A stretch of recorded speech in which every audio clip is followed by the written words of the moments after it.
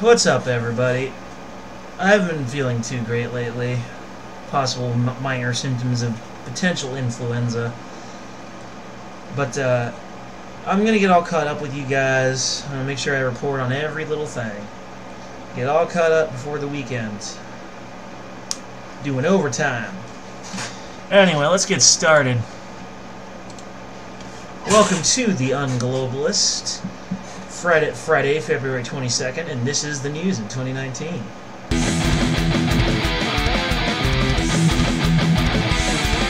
Alright, everybody, so a student at Folsom County College phoned up the police because someone posted a picture of Pepe the cartoon frog. The frog is a meme that the left tends to associate with white supremacy. How exactly they came to this conclusion is, quite frankly, beyond me. A staff member has stated, "We believe that we can create an environment free of hateful language or symbols while still supporting the rights afforded to us in the First Amendment." The co-authors of the email said, "Folsom Lake College has always been and must continue to be a place for collegial and mature conversation about complex issues. As a college, we are committed to providing a safe and inclusive learning and working environment, as demonstrated from our ongoing professional development workshops and training related to equity and inclusion." A staff email at the college reads, "Pepe has been commonly co-opted by white supremacists and others as a symbol of bigotry." Yamamura and the co-authors said in the email, "While we do not immediately know the intentions of the persons who posted this picture, we are treating this incident with the highest level of seriousness and have already conducted a sweep of all Folsom Lake College campuses to look for other instances of these materials." But really, there is nothing inherently racist about Pepe. He's mostly just a tool for alt-right trolls like I used to be.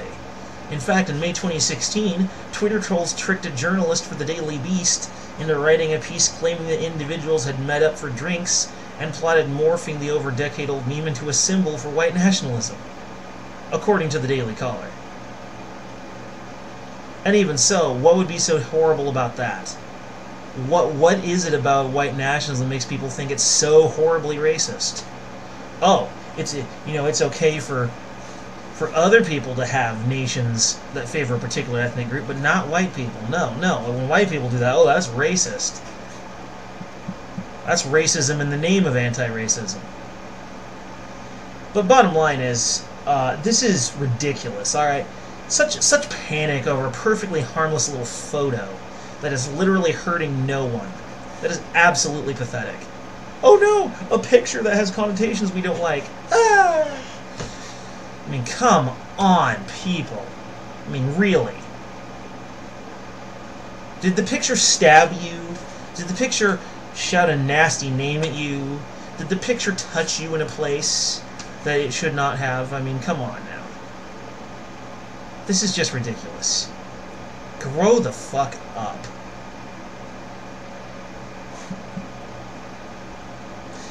The Trump administration has blocked an ISIS bride from re-entering the United States. This woman, according to Mike Pompeo, was originally from Alabama, but will now never be allowed to return. The GayWayPundit.com reports the mainstream media has been attempting to paint a heartbreaking and sympathetic portrait of Hoda Muthana, despite the fact that she married 4 ISIS fighters in Syria. ISIS bride, Hoda Muthana, who has been asking to return to the United States, is not an American citizen, Pompeo said on Wednesday. Mrs. Muthana has apparently used social media to stir up quite a bit of anti-American sentiment in the past, calling for more to join the ISIS fighters and incited violence against American citizens. The following are just some of her recent tweets.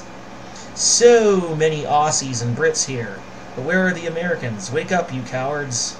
Or, "Go on drive-bys and spill all of their blood, or rent a big truck and drive all over them." Wow. She has been given an easy time in the mainstream media and has even been allowed to use her 18-month-old son to elicit sympathy. Yeah. And these are the kind of people that the left likes to support and say, "Oh, she's just an innocent girl." Nothing innocent about her. Not even. The libs really do believe the mainstream narrative. And why? Well, I think it's because the mainstream media puts on an atmosphere of professionalism, and it's only human nature to pay attention and listen to the person who actually looks, sounds, and acts like they know what they're talking about, even when they don't.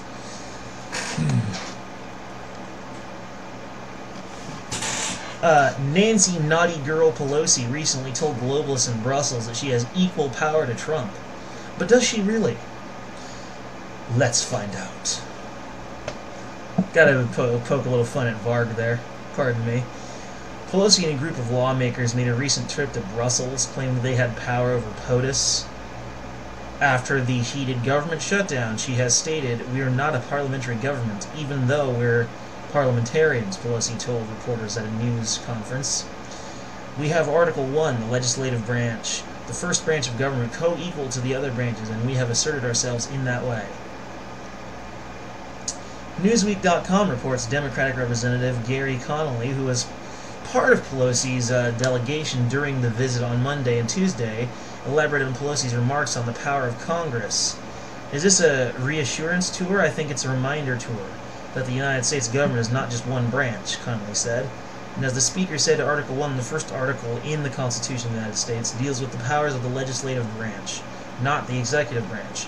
And those powers include war and peace, and even direction of the armed forces, Pelosi added, and the power of the purse, referring to the fact that it is up to Congress to authorize budget requests by the President to fund executive agencies.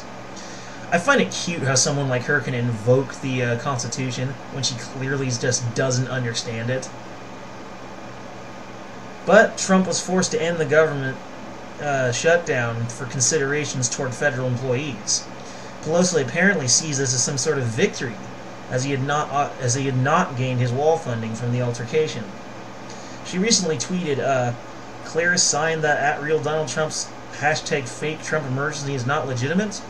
The president himself says he didn't need to declare a national emergency. It's just a faster way to force taxpayers to foot the bill after Congress wouldn't let him have his way." I'm pretty sure when he said that, she's ripping it clear out of context. I'm sure what he meant was he didn't need it because he had other ways to get the task accomplished. Not that it wasn't an emergency, but he didn't need to declare an emergency to get the job done. You know, just rip that right out of context, Pelosi. I'm sure that's what you did. How is the southern border situation not a national emergency? Like, seriously, though. This is a question I'm seriously asking. How is it not a national emergency? With the border situation adding up to human trafficking, sex abuse, violent crime, criminal rapists, hundreds of thousands of migrants coming in, becoming a drain on our economy, how is it not a national emergency? I mean, seriously, how is it not? Without lying, please someone in the comments tell me how it's not. In Brussels, the European Union's unofficial capital, Pelosi also tried to do damage control for transatlantic relations that have been hurt by criticisms from Trump. A European colleague asked Pelosi why the House did not adopt a resolution supporting NATO sooner. "I said because we just got the majority, we can control, we can manage what goes onto the floor," Pelosi said. She thinks she can control POTUS, President of the United States, that she's the one with the real power. The sheer arrogance of this woman knows no bounds. Unbelievable. She must be in real love with herself. I'm telling you, these Democrats, all they really want is power. And they only placate people who want equal rights, so they'll vote for them, thusly gaining them more power. That's all there is to it, as far as I'm concerned.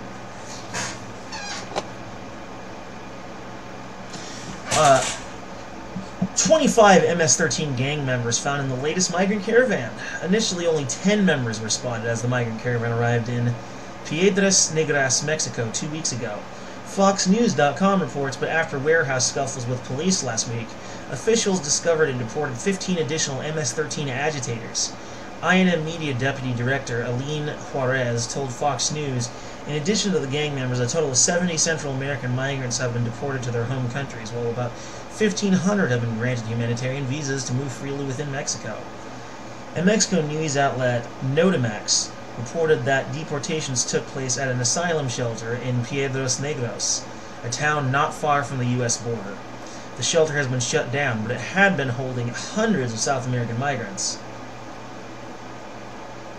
Koala State Public Safety Secretary Jose Luis Pliego told the Associated Press that authorities have taken some 400 migrants to neighboring states such as Nuevo León and Tamaulipas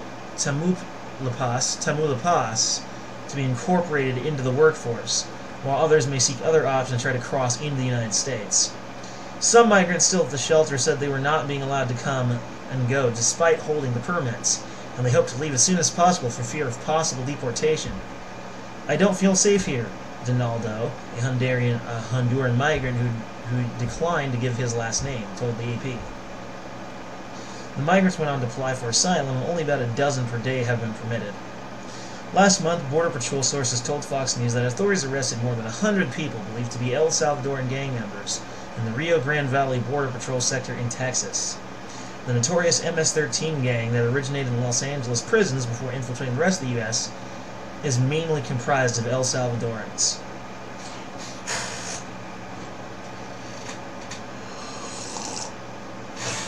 Ah, good, my tea cooled down.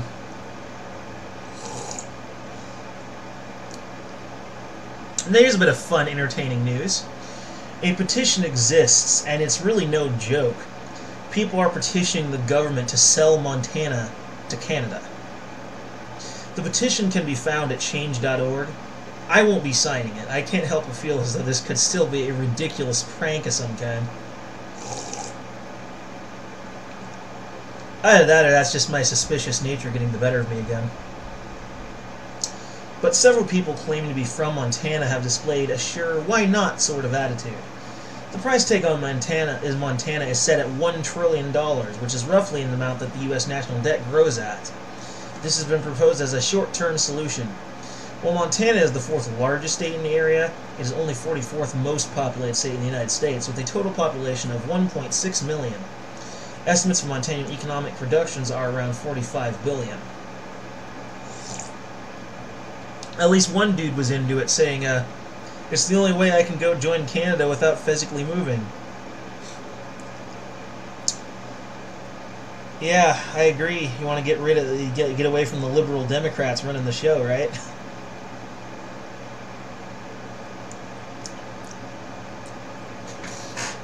At least that's how my logic would be.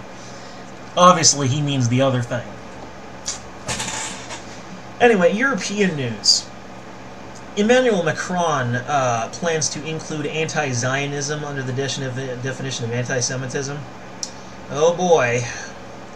The French government will ban 3 neo-Nazi far-right groups present within the country and will be introducing new hate speech laws on the internet. Macron has stated for several years in the situation... No, this is his statement. Like, for several years... hold on. For several years, and the situation has worsened further in the past few weeks. Our country, like Europe as a whole in almost all Western democracies, is faced with a resurgence of anti-Semitism, not seen since the Second World War. You will also be adopting the IHRA definition of anti-Semitism, which includes denying the Jewish people their right to self-determination and calling the State of Israel a racist endeavor. Well, I'm not saying it is a racist endeavor, but I am saying that the Israeli government is fundamentally racist towards Syrians and any sort of Arab. But Macron goes to know that this will not change fundamental French law, saying, "Those who conceal behind their criticism of Israel the rejection of the very existence of Israel, the most primal form of anti-Jewish hatred. In short, these changes are to counter growing anti-Semitic attitudes and actions." The French government is planning to dissolve 3 organizations in France they deem anti-Semitic.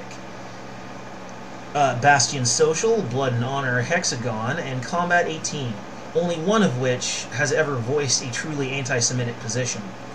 Combat 18, with 18 representing 1A and 8H equaling Adolf Hitler. They admit it themselves. Initials as the first and eighth letters of the Latin alphabet. The other groups are purely white nationalist.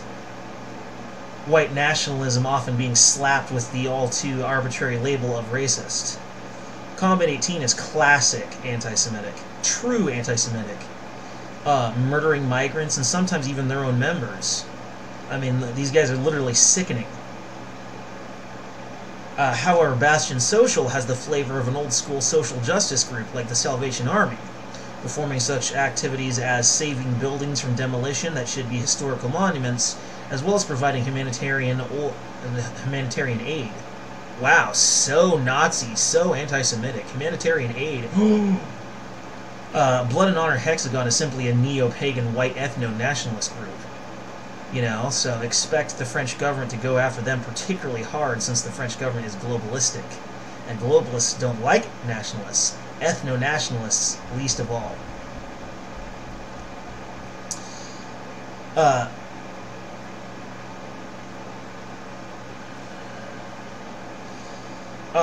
Rhea Kalinova, chief executive of the European Jewish Congress, has stated, "It's a very important announcement for all the Jews of Europe. We are waiting for this from France." He said this after hearing Mr. Macron noting that other European countries, including Germany, had already changed their definition of anti-Semitism. "It was for me a historic speech," he says.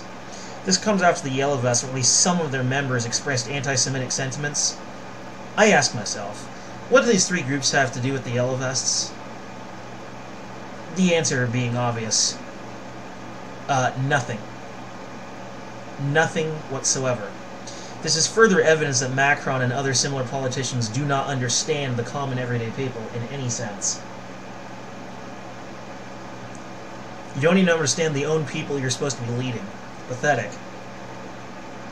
Moshe Kantor, European Court of Justice President, said it was clear the overwhelming majority of these who claim to be anti-Zionists use it merely as a cover for their anti-Semitism. I visited the official web pages of and looked into Bastion Social and Blood and Honor Hexagon. They weren't even expressing any genuine anti-Zionist opinions. They were expressing pro-nationalist opinions. And these nationalists are not hypocrites. They're perfectly willing to let the Jews have their own state, because they want their own state as well. And currently they don't. Not with all these friggin' globalists and their migrants coming in all the time. There really are no truly white nations anymore. They literally do not exist.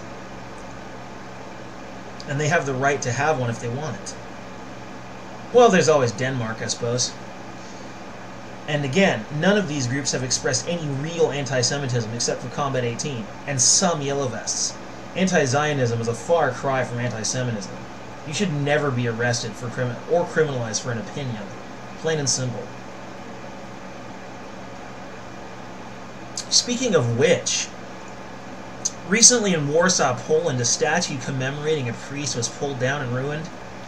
The priest in question was Henryk Jonkowski, a priest who sexually abused children. The pulling down of the statue was a statement on the Catholic attitude toward pedo-priests and sex abuse scandals. The church is currently changing its policies and cracking down on such behavior, but for many it's just too late. The three Polish men are facing up to 5 years in prison on charges of disrespectful treatment of a monument with damaging it.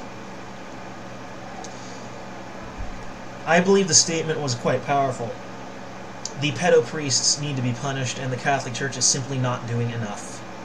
And, what's-his-face, Francis, is not moving fast enough to get it dealt with. The gears of the papacy turn very slowly, as always.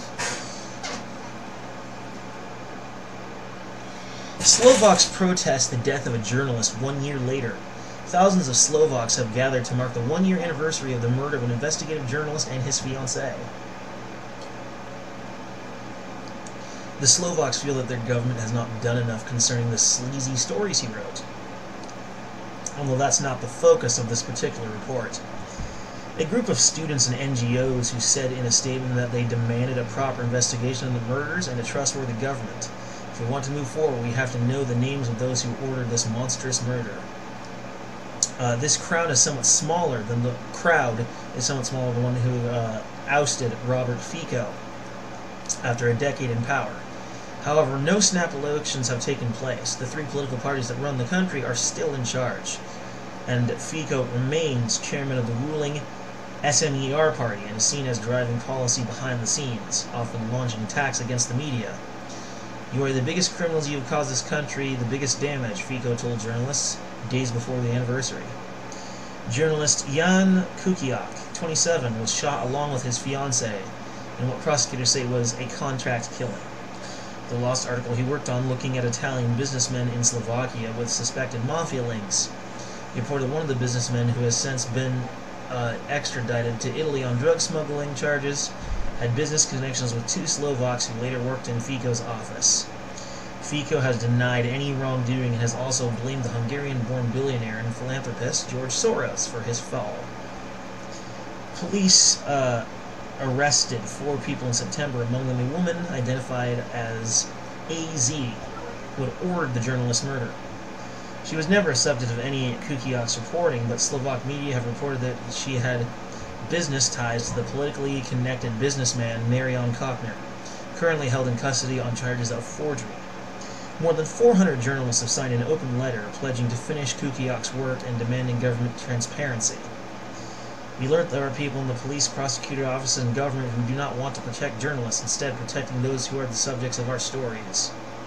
Prime Minister Peter Pellegrini on Thursday urged Slovaks to come together on the anniversary investigation of the murders as one of this government's priorities, which said the murders did not divide our society anymore.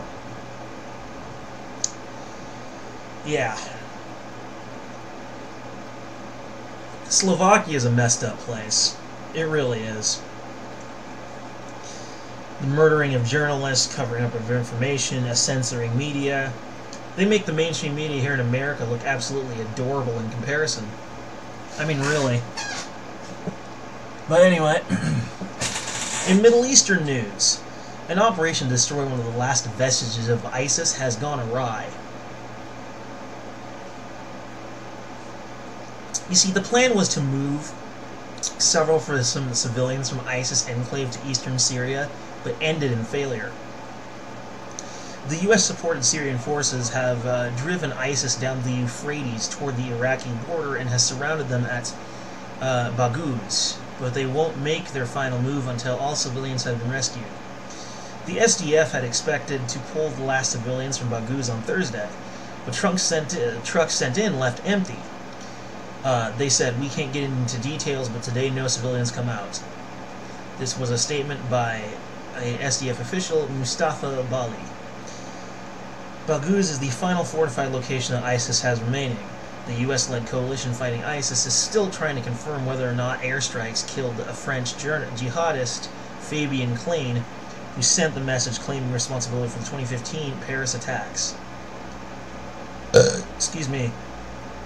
The capture of Baghouz will nudge the 8-year-old Syrian war toward a new phase, with U.S. President Donald Trump's pledge to withdraw troops, leaving a security vacuum the other powers are seeking to fill. The U.S.-led coalition said on Wednesday the most hardened jihadists remain in Baghouz. More than 2,000 civilians left the enclave on Wednesday. The SDF said more than 20,000 civilians left Baghouz in the days leading up to the start of the SDF's final push to capture the enclave this month. The SDF has not ruled out of the possibility that some Islamic State fighters had left Baghouz with the civilians. The possibility that ISIS fighters have snuck out with civilians is all too real, and all escaping civilians either have or will be screened. Which is a very smart move if you ask me. So it is true, ISIS pretty much is on their last legs. Let this be the U.S.'s final war in the Middle East. I'm not kidding. Let it end here. So what if they fill the power vacuum? It's not our responsibility. And I sincerely mean that. ISIS is our responsibility because we essentially created them. And we shouldn't have attacked Iraq after 9/11 either. We should just stay out of there completely. Unless, having bases in some ally states that do want us there. That's a little different. But no more proxy wars, no more this or that.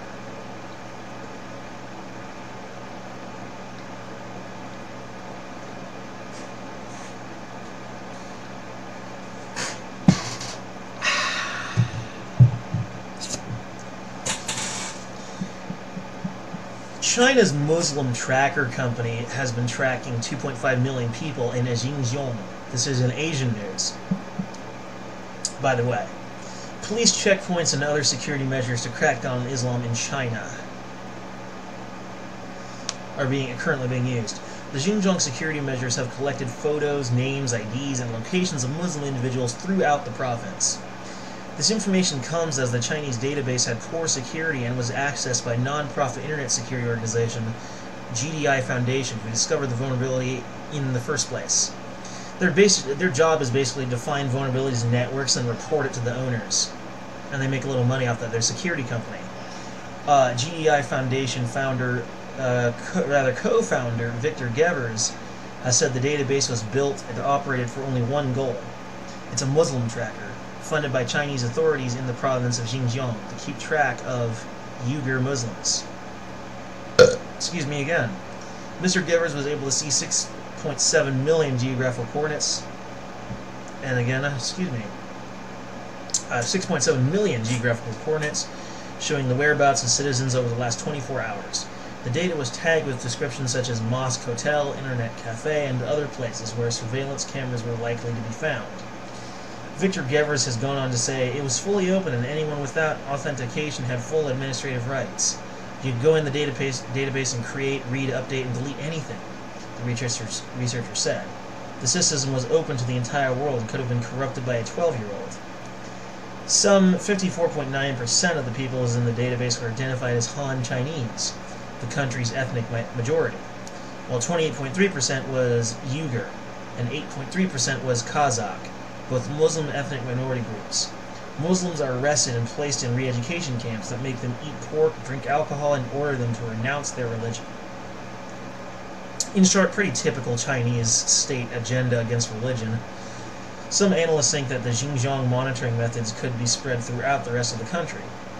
After discovering the Chinese database vulnerability, Mr. Gevers said that he alerted SenseNets to the data link. That's the company that operates. The company did not respond, but has since taken steps to secure the database. Hours after he revealed his findings on Twitter, the researcher learned that the system might be used to monitor Xinjiang's Muslim minority groups.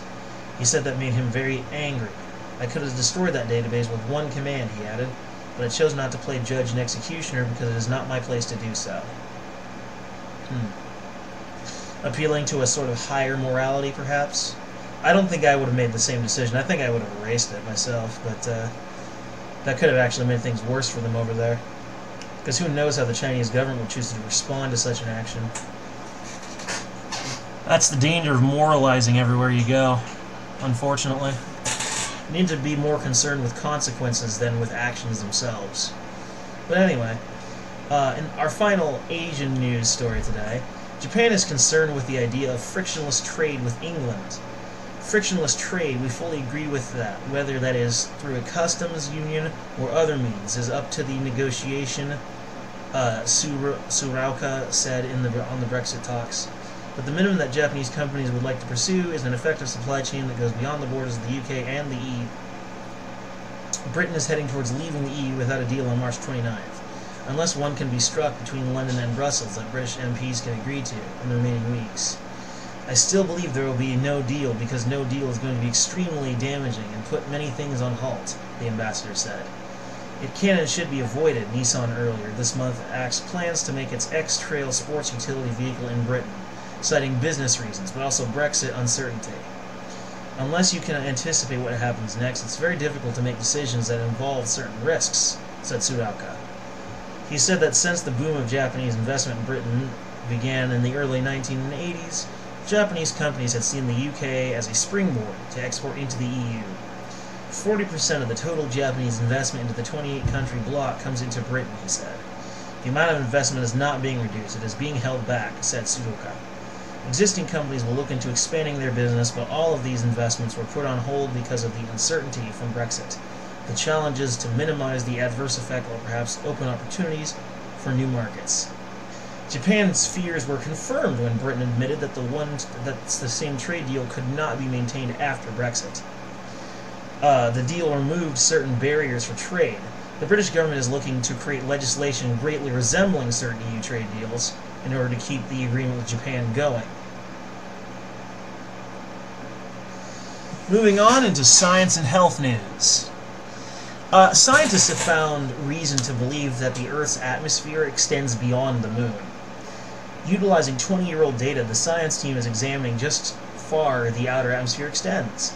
The study was published in the Journal of Geophysical Research, Space Physics. RT reports, we now know that the atmosphere surrounding our planet stretches 630,000 kilometers away and is 50 times the diameter of Earth, thanks to the discovery and analysis of decades-old data by scientists at Russia's Space Research Institute. It means that the Moon is part of our atmosphere and not outside of it.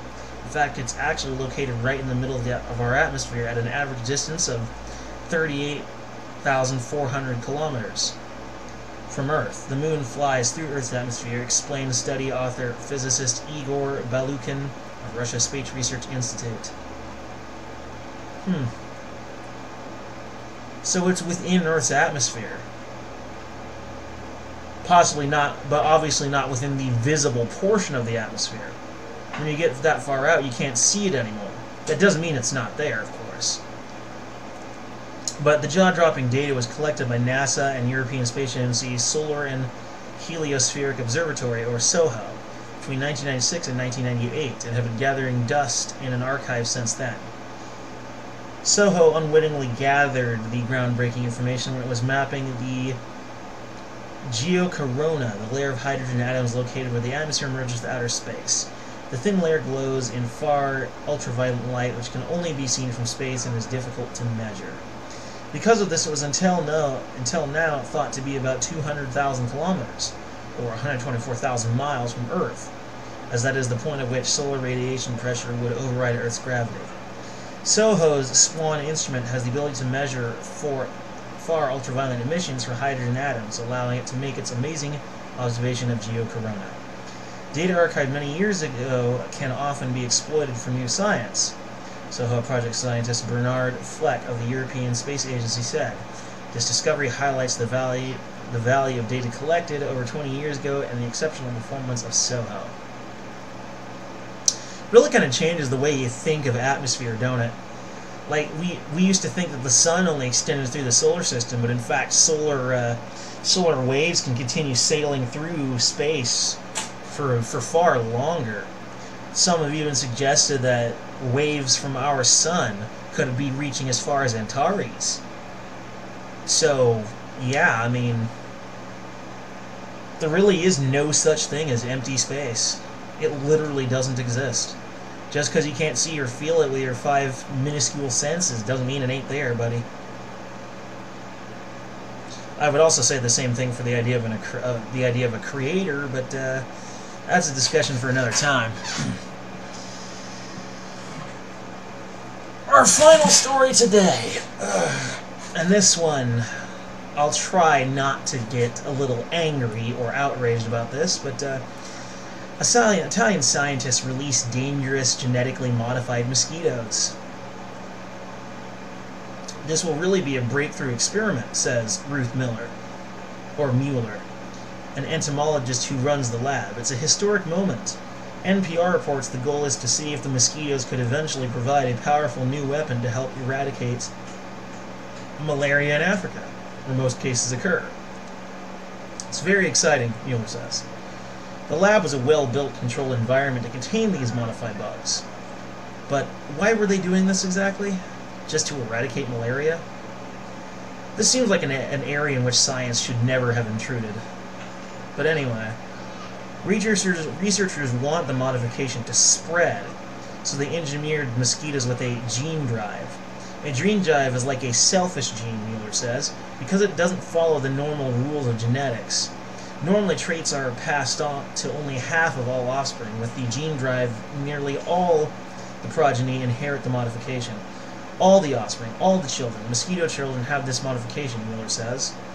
Researchers created the mosquitoes by using the powerful new gene editing technique known as CRISPR, which Mueller likens to a molecular scissor which can cut at a specific site in the DNA. The cut altered a gene known as double sex, which is involved in the sexual development of the mosquitoes. The females become a bit more male, Mueller says, a kind of hermaphrodite, so this mutation prevents mosquitoes from spreading disease, but it will also harm their ability to reproduce. The females will now have mouths resembling males, so they cannot bite. They cannot gain blood, they cannot fertilize their eggs.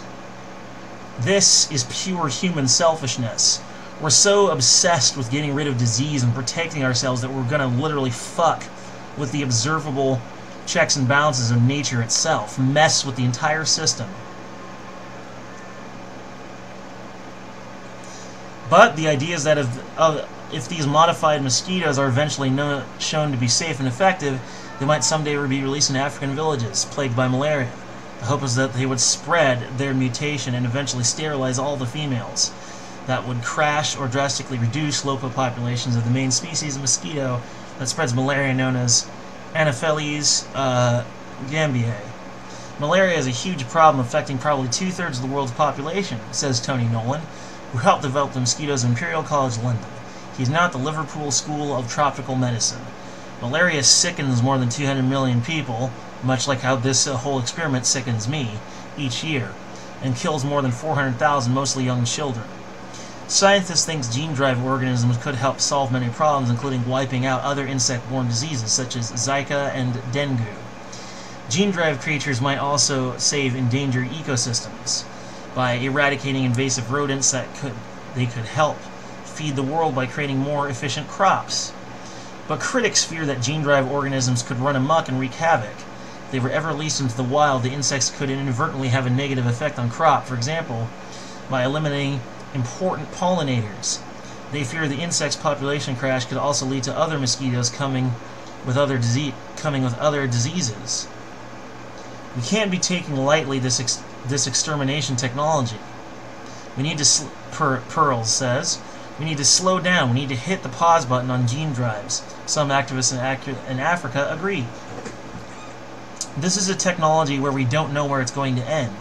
We need to stop this right where it is, says Nemo Basi, director of the Health of Mother Earth Foundation in Nigeria. They're trying to use Africa as a big laboratory to test risky technologies. And as there's come no surprise, this experiment is funded by Bill and Melinda Gates Foundation, frequent meddlers into nature's system of observable checks and balances.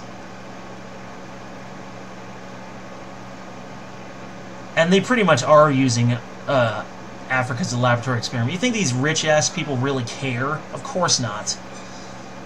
They're just testing out new technologies they plan on using worldwide. But African officials are going ahead, stating that there's going to be concerns with any technology, but I don't think you should throw out a technology without having done your best to understand what its potential is to be. Transformative for medicine, and where it to work, this would be transformative. Other experts agree. If my kids lived in Africa, I'd say go for it as quickly as possible, says Kevin Esvelt, an evolutionary engineer at the Massachusetts Institute of Technology. Esvelt is a gene drive pioneer who has repeatedly warned scientists to move cautiously with the technology because it is so powerful. But Esvelt thinks that target malaria has been acting responsibly. The known harm of malaria so outweighs the combined harms of everything that has been postulated could go wrong ecologically, Esvelt says. They are currently testing in a simulation the release of gene-drive mosquitoes would go. The chamber houses 6 huge cages. The 9-foot high cage walls are made out of white mosquito netting. To keep the insects contained, the netting stretches from the floor to the ceiling. Each cage contains hundreds of unmodified mosquitoes. Every cage is equipped with several features designed to replicate the conditions in which the mosquitoes live in the wild. The idea is to encourage the mosquitoes' natural behavior. The cage's features include stacks of moist clay, hollow cylinders for the mosquitoes to use as shelters. Also, large black boxes with white backgrounds are inside the cages. The contrasting colors stimulate swarming, which is when the mosquitoes mate. A computer precisely controls the light in the chamber to simulate sunrise and the sunset and natural changes in intensity and color throughout the day. Okay, we can start, Mueller says, as several of her colleagues crowd into the chamber. After pulling our rubber gloves, lead technician Tania Persemperi carefully picks up a tray holding glass dishes, each containing dozens of the modified mosquitoes in the pupal stage of development. They're squirming around in water. This is what they've reported it to the Daily Beast, which were the only ones allowed into the laboratory for some reason. Persemperi slowly walks over to the first cage, shuts down, and picks up one of these dishes holding the mosquito pupae. She gently slides the dish through an opening in the netting that prevents any insects from escaping and places the vessel on the floor. The experiment has now started, Mueller says. It's very exciting. Persemperi and her co-workers move quietly to avoid unnecessarily stressing the mosquitoes. Persemperi releases immature, gene-driven mosquitoes in 4 of the 6 cages. 2 cages receive amounts equal to 25% of the unmodified population already in the cages. 2 cages receive amounts equal to 50%. The remaining 2 cages will be used for comparison, and so don't receive any unmodified insects. Other technicians slide canisters of warm cow's blood into each cage. We heat up the blood because this is attractive for the mosquitoes. They don't like cold blood. They want to have a living animal where they can bite in, Mueller says. As the researchers are finishing, the lights in the cage chamber start to dim. It's a slow dimming and also has a specific light color, very orange, very warm color. So they really feel like they're having a sunset, Mueller says. That's key because sunset is when male mosquitoes start their mating dance. The males make swarms, many mosquito males flying around, Mueller says. It looks a bit like dancing. The males swarm females fly and select a male, then their pairs fly out to mate. They couple and make babies, Mueller says. Mueller and her colleagues are collecting thousands of eggs from the cages every week to monitor how well the sterilizing mutation is spreading. The researchers hope to know within 6 months to a year whether modified mosquitoes dance well enough to efficiently spread their lethal modification into the wild. Maybe you can see already if you go a bit nearer, Mueller says, pointing to a few mosquitoes that have begun flying around inside the black boxes. Turns out, Turney is home to a shrine to St. Valentine, and the experiment is just beginning. Is beginning just before St. Valentine's Day. So the Basilica's annual Valentine's Day celebrations are just beginning as well, with a church service at his shrine. As she watches the modified mosquitoes start their first mating ritual in her lab, Mueller muses with a laugh. It's very romantic. Yeah, I'm sorry. This is a territory science should not be intruding into. Essentially messing with the entire ecosystem like this. I'm sorry, the potential for disaster is just too great. If you're so damn worried about people dying from malaria when you don't want them to, then just work on giving them an immunity. Just work on medicine to give them immunity to it. That's all that needs to be done. Anyway, this was supposed to be yesterday's news. I got a little sick and I've been suffering from some symptoms similar to flu. Some very light symptoms that haven't resulted in me having a hard time focusing. So I'm trying to catch up. I'll be caught up by Monday, I'm sure. Anyway, that's it for the Unglobalist today, folks. This was February 21st's news. Have yourselves a good day.